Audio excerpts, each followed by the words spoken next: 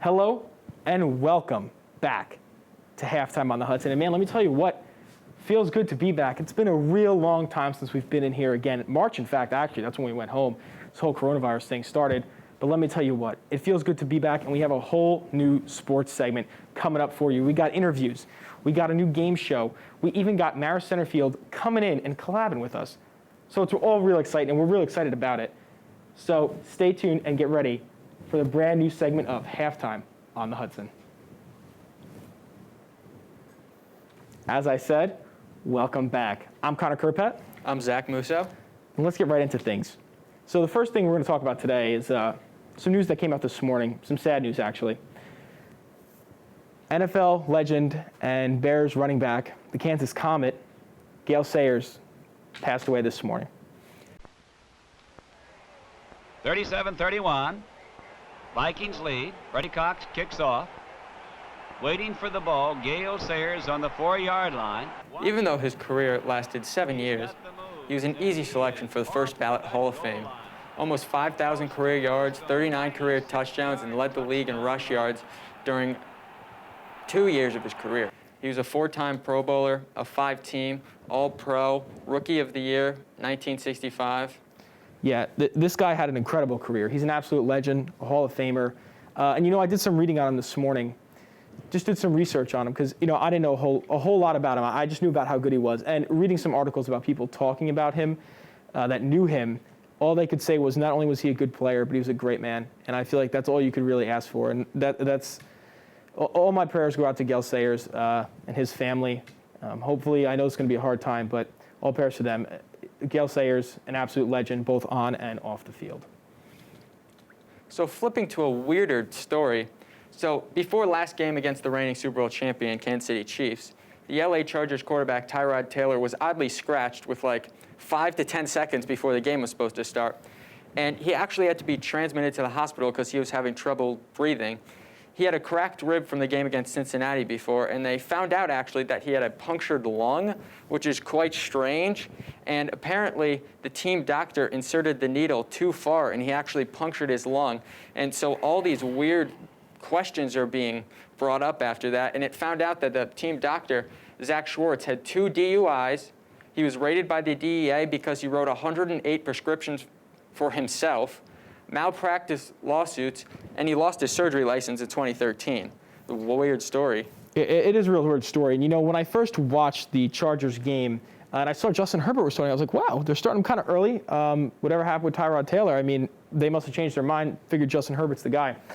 But I read today, I'm perusing Twitter, and I see this. And, you know, Zach Schwartz, you know, at first I was a little unclear, and I had a hard time figuring out, like, how could this have happened? But then Zach Schwartz of Yahoo Sports and of Dunkbait, another site, formerly of ESPN, of NFL, formerly of NFL, he came out and released all this information about this team doctor. And it makes me wonder, how do you hire this guy? Now, I thought as well, if I'm Tyrod Taylor, I would definitely consider filing a lawsuit. And we talked about this before the show. Yeah. I would definitely consider filing a lawsuit against this team doctor. But you told me that's not possible. Can you explain that? Yeah, so I was watching ESPN today, and they were talking about how the Players Association for the National Football League has an agreement with the NFL in that if you receive treatment from a team doctor, you cannot sue the team doctor for whatever waiver they signed. So Tyrod Taylor's kind of stuck there in that he can't sue. Yeah, that's pretty odd, and I feel like that's something that may change in the future in a latter agreement, because to me that doesn't seem right. If I'm losing time playing and that hurts my career, and it's not my fault, it's the team doctor who I trust to take care of me, then that's a real problem. I mean, think about Tyrod Taylor. He might have just lost his starting job to Justin Herbert. Yeah, he played great against the reigning Super Bowl champs. Why would you take him out of the lineup? Why would you take him out now? So Tyrod Taylor might be looking for a job, and he's on the final year of his contract as well. So to me, it's just, I would have a big problem with it if I'm Tyrod Taylor, and it just kind of sucks that he can't take action for himself to get some justice for what happened to him. Yeah, there's some ethical ramifications that are going to need to be sorted out. For sure, and I wonder if actually, even though he can't sue a team doctor, I wonder if he can sue the team. And that's going to be something interesting to see, because if they hired him knowing all of this, then that's a real problem. And that's something we're going to have to wait and see. So let's shift over to baseball now. Let's talk about what happened the other day with the Cleveland Indians. And the AL MVP candidate from the Cleveland Indians, Jose Ramirez, he gets a walk-off in the 10th inning against the White Sox, who's a team, mind you, who's a team in first place and a very good team at that. They're chasing them in the division, too. Yep, yeah. a team that's hot. With that, they clinched third in the AL.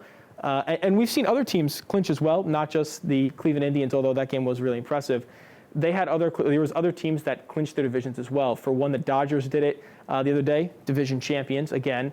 The Braves and Cubs did it as well, thanks to the Phillies. The Phillies lost both of their games and actually caused Bullpen blew up. Yep, and it caused the Braves and the Cubs to both clinch their spot.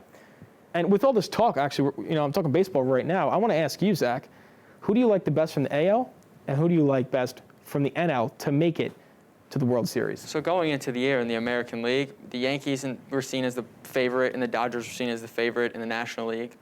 After watching this year in the American League, Tampa Bay Rays have to be the favorite. They've seemed like the best team all year, consistent. They just go out and win games, not very spectacular, just win games. And in the NL, you have to look, and the Dodgers are just dominating out there. The Dodgers and the Padres look like the favorite. So if I had to pick right now, I'd definitely say a Rays-Dodgers World Series. Interesting choices. Now, I'm going to tell you my picks, if that's all right. For me, now, I don't want this to come off as bias.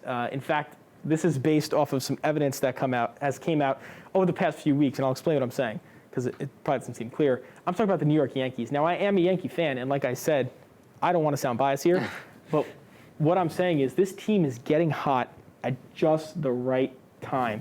You go back to a couple weeks ago when everybody was hurt, and people were thinking, what's going on with this Yankees team?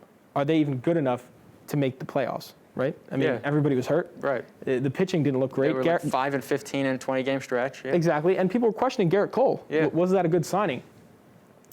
But this Yankee team is healthy now. Their pitching looks great. Garrett Cole looks great. Masahiro Tanaka even looks great. They got the young guy, Debbie Garcia, picking up. Luke Voigt leads the league in home runs.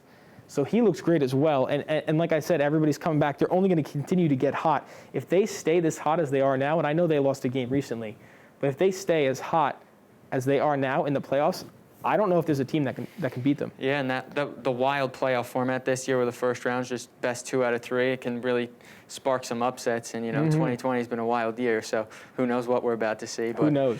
It's kind of hard to pick a team with the bracket going like that right now. For sure. And, I mean, from the NL, another team I like, Padres. Oh, definitely. I like the Padres. Young, talented team. Yep, Fernando Tatis. I love that guy. Oh, yeah. Ever since, he ran up the score and broke the unwritten rule, I've always liked him.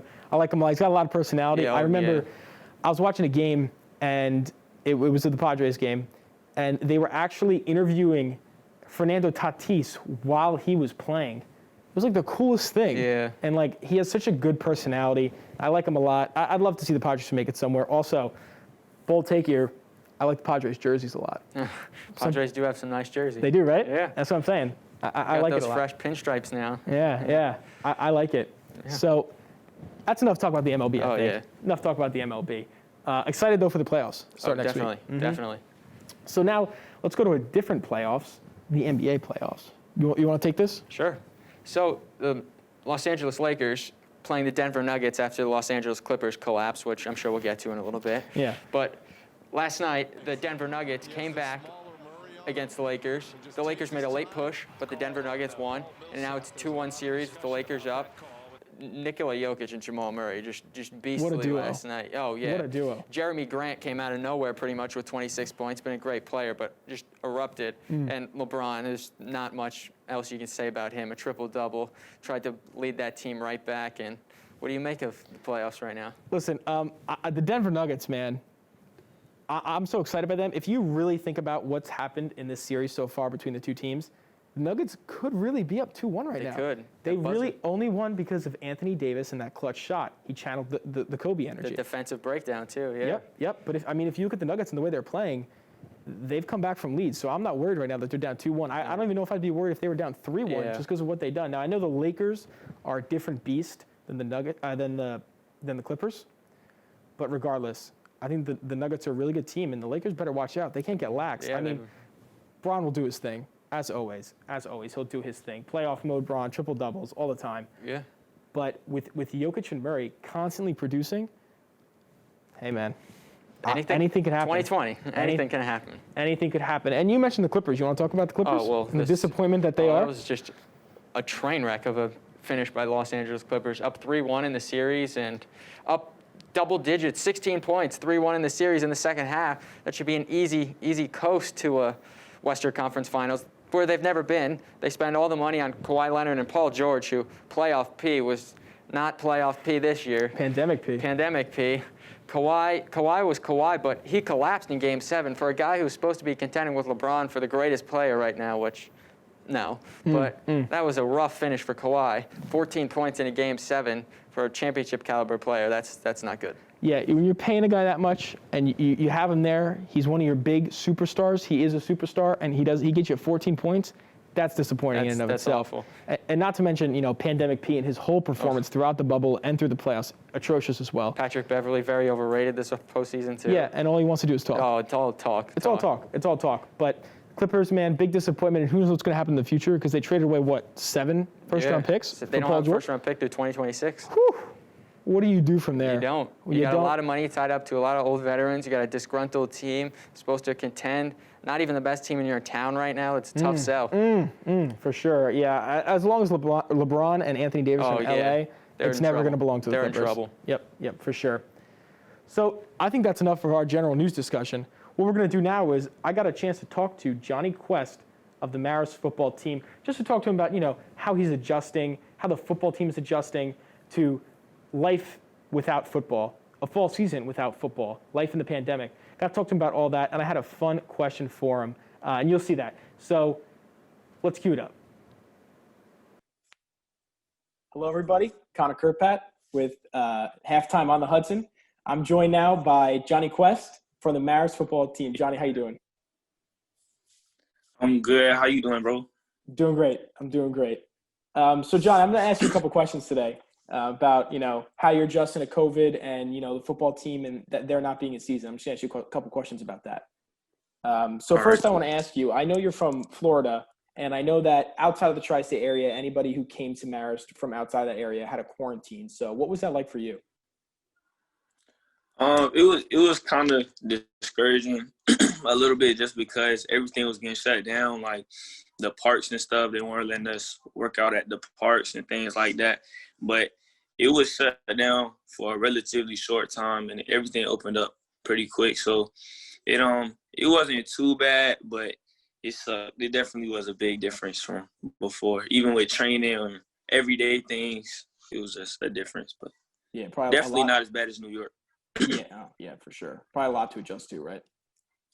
Yeah. So with that in mind, how have you adjusted to playing a fall season without having football? Because, I would imagine you playing football for a while, almost every fall for a long time. And what's it like now having a fall where you don't have to play?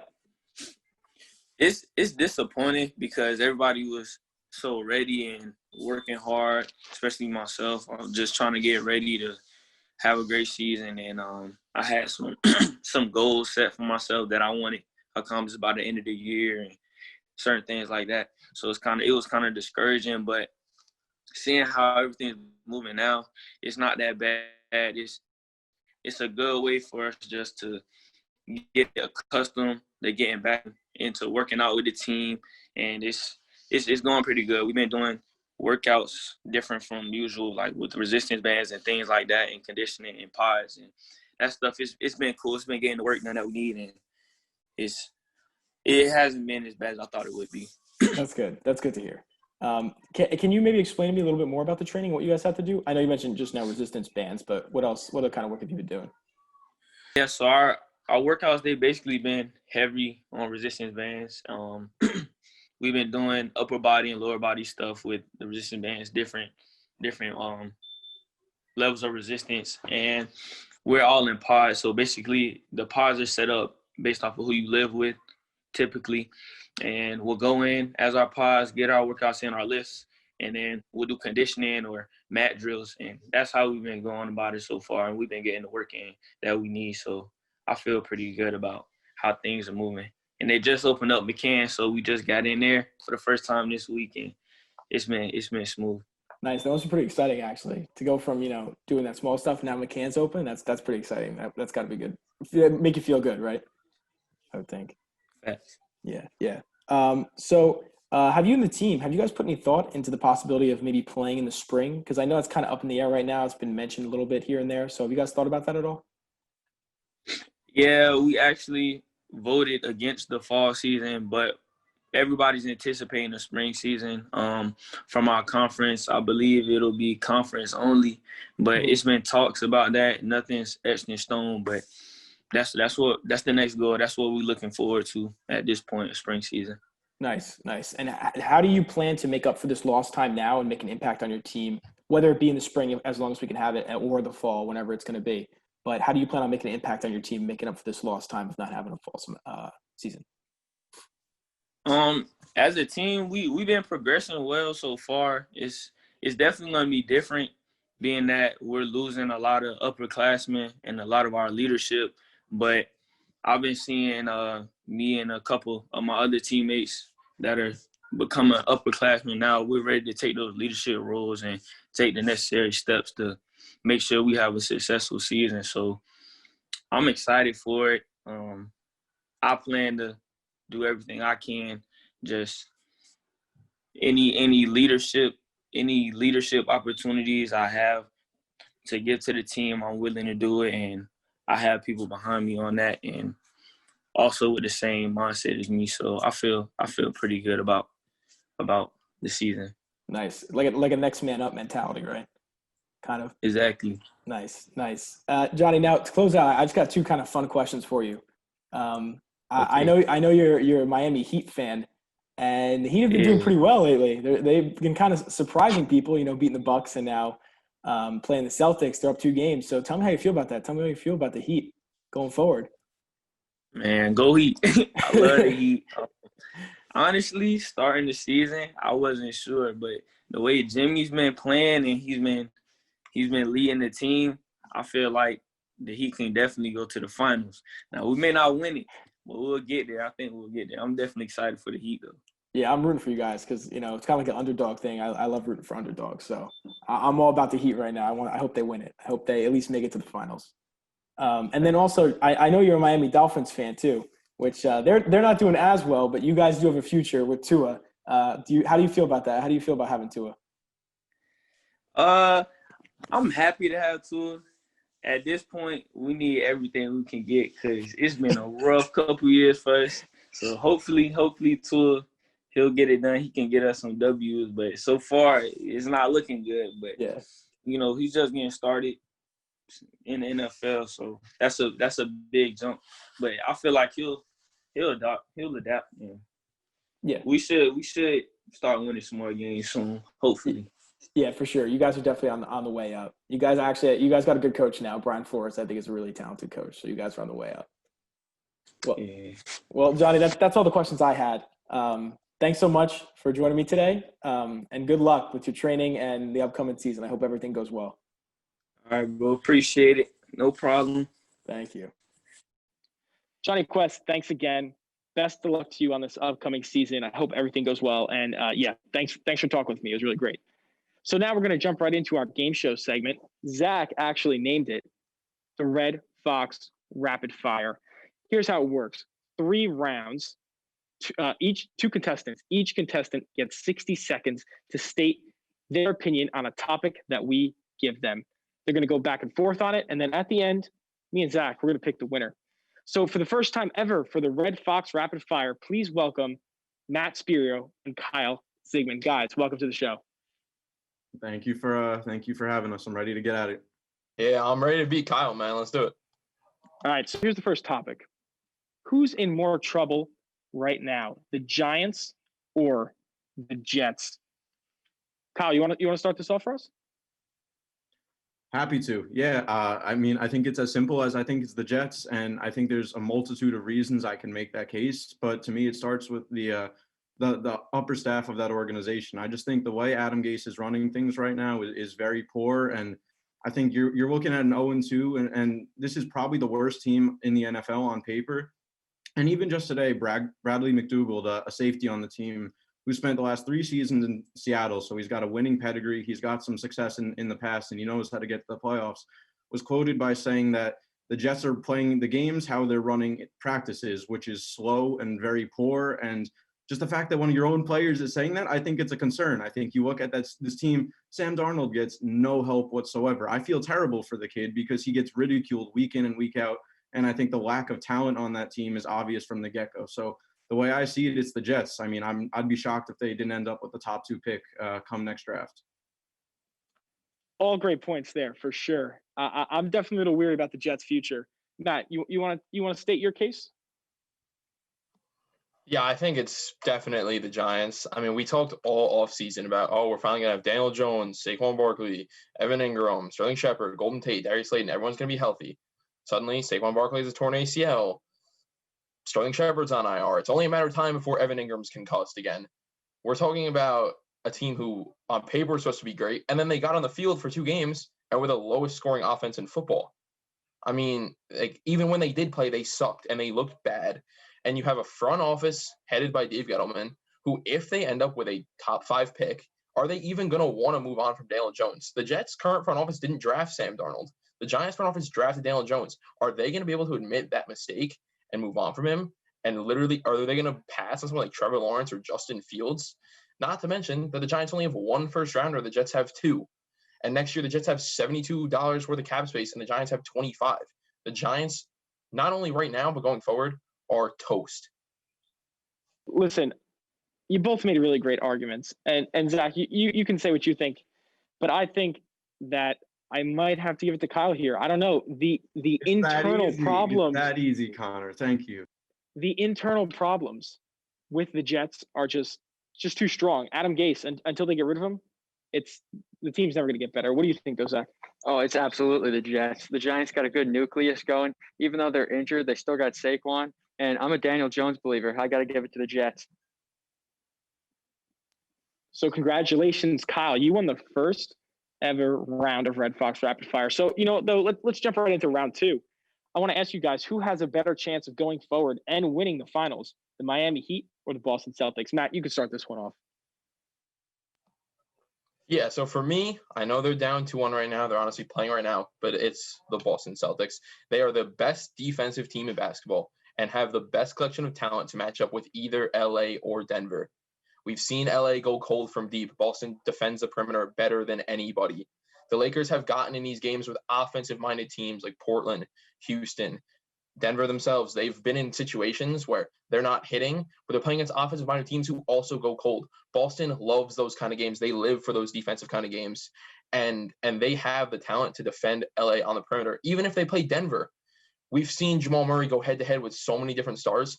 Jason Tatum or Kemba Walker can go basket for basket with Jamal Murray, unlike anybody in Miami. Jimmy Butler's not doing it. Tyler Hero's too young to do it. The Heat might be slightly deeper, but the core at the top for Boston with Jaylen Brown, Marcus Smart, Gordon Hayward, Jason Tatum, these guys are better, and they're at the top more talented than Miami.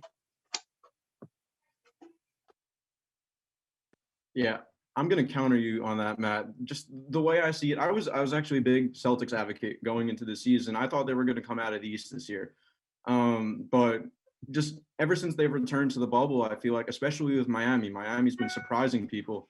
And then as far as it goes with the Heat, I think they're just a deeper team than the Celtics. You look at the 6 through 10 on that team with guys like Kendrick Nunn, even Andre Iguodala, who, they have experience. Goran Dragic is playing the lights out right now. I just think that the way things are going, I think Miami matches up better against what I'm presuming to be the Lakers, but even Denver. I just think that they're deep. They could defend well. Bam Adebayo is a beast. He's feasting on Daniel Tyson in the interior of this Eastern Conference Finals right now. I just think that the way I see it, Miami just has a little too much firepower right now. And when guys like Duncan Robinson and Tyler Hero have all the confidence going for them, and they're putting up 20 and 25 in games in which they're the third high scorer on that team, I'm just not sure who's going to be able to stop them.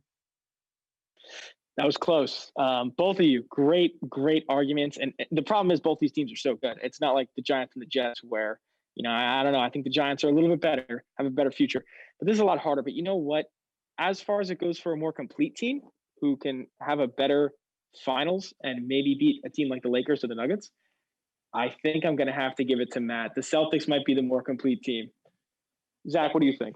I think I tend to have to agree, and I like Matt's arguments a little bit better, so I think we should give this one to Matt.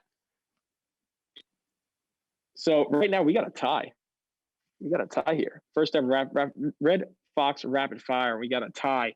We're going to have to kick it to a third round. So, guys, tell me, what do you think of this updated MLB playoff format? Do you like it? Do you not like it? Kyle, give it to me.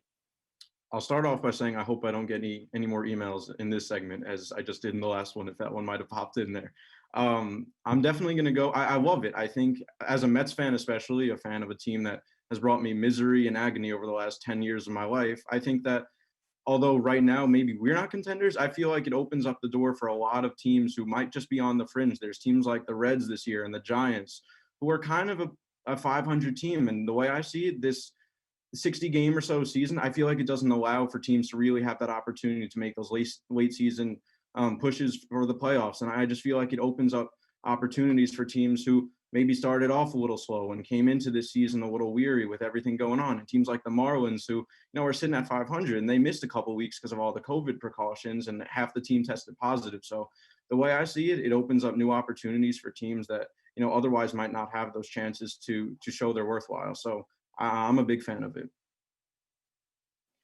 Yeah, great points there. I mean, it does really give a lot of teams the opportunity to get in where they otherwise wouldn't. And hey, baseball, all it takes is one game. All it takes is that one wild card game for somebody to make it to the playoffs. Now, Matt, give me your thoughts.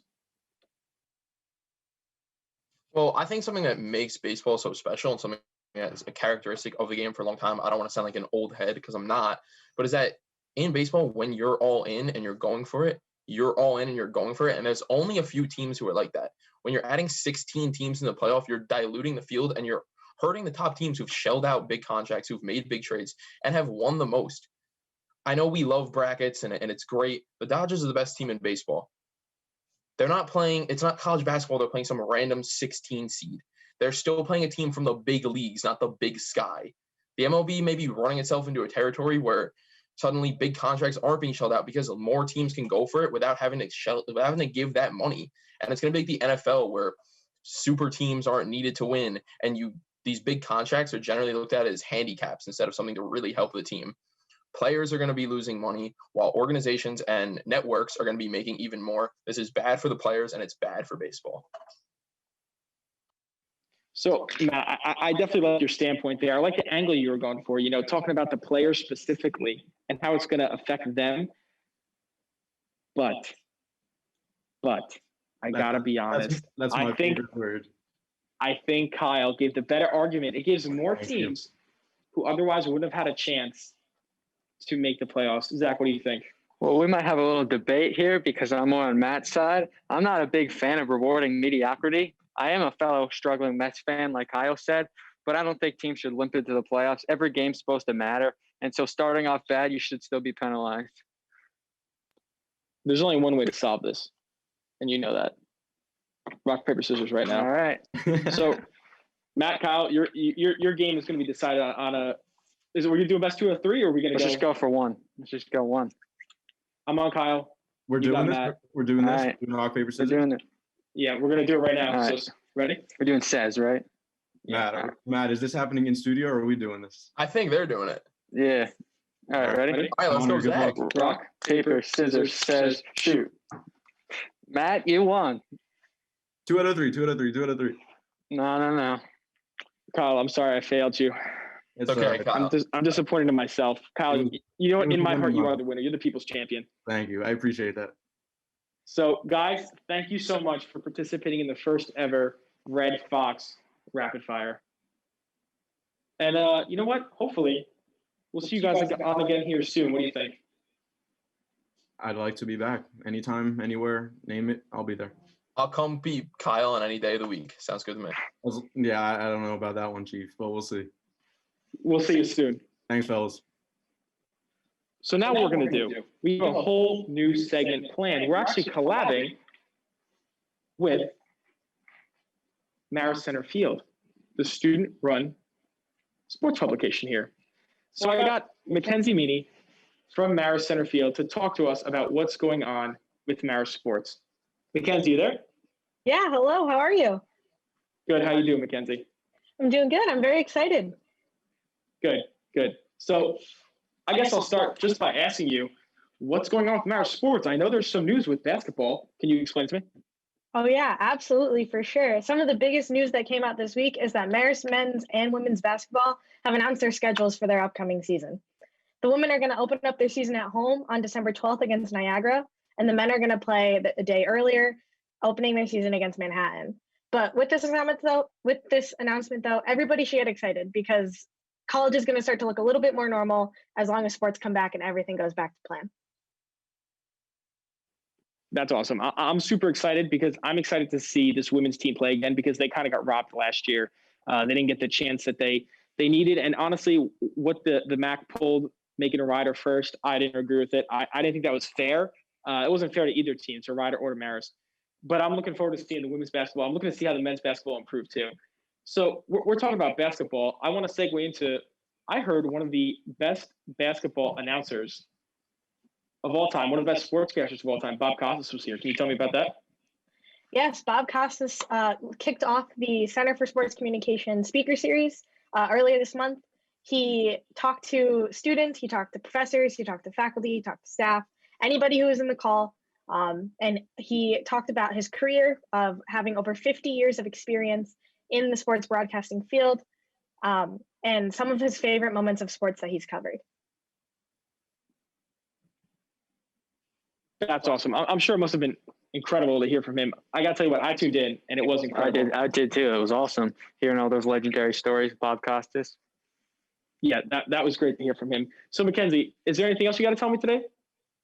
Yeah, I got a couple more stories for you. A recent Marist women's basketball alum, to go back to basketball for a minute, Elena Gilmer announced that she would be playing basketball overseas this season with Espoo basket team in Finland. She was a huge asset, as we talked about before, of the Marist women's basketball team run to the championship, but it was abruptly cut short because of COVID-19. But in an interview that she did with Centerfield's Jonathan Kinane, she said that I knew I couldn't walk away from the game after what happened. After a lot of self-reflection, I knew that I had more to accomplish. So even though Finland is about 7 hours ahead and you're going to have to wake up super early to watch your games, it would totally be worth it to tune in. That's awesome. I'm definitely going to be looking forward to that. And anything else? Is there anything else you got to say? Is there, or do we cover everything? One last story for you. Marist's very own Black Student Athlete Alliance and the Marist Black Student Union collaborated to do a march earlier this month to protest against racial injustice that is plaguing our country as we speak. Countless Marist students, Marist faculty, and other staff members participated in the march and came out in the rain to support the cause, and definitely be on the lookout for more stuff from both of those clubs and organizations because they're going to do way more because racial injustice is a huge topic going on in the world right now. And it's important to put in perspective, not only sports, but there's a bigger fight that needs to be fought right now. Yeah, for sure. Always. So definitely keep an eye out for that. We always got, right now with society, everything going on, there's definitely going to be a lot more stories with, the constant involvement with society, with everything going on in racial injustice and the fight for ending racism. Mackenzie, thank you so much for joining me today. Thank you for having me. Thank you for having me. Hopefully we can find a way to get you back on here soon. That was great. Yeah, maybe you can be on the game show. Yeah, I'd love to debate with those guys. Show them what's up. Yeah, I'm sure you would. I'm sure you'd win. I don't even think it would go to a round 3, honestly. So, Mackenzie, thanks so much for being on here with me today. Yes, thank you so much for having me. So, everyone, that's the end of our show. Thank you for spending the time with us tonight. I got to say, hopefully you bear with us the whole time. I know I'm trying to learn this and got a whole lot of technical difficulties that I'm trying to work through with Zoom and everything. We're all trying to learn it. So, thank you so much. I hope you enjoyed the show. I'm Connor Kurpat. I'm Zach Musso. And we'll see you next time on Halftime on the Hudson.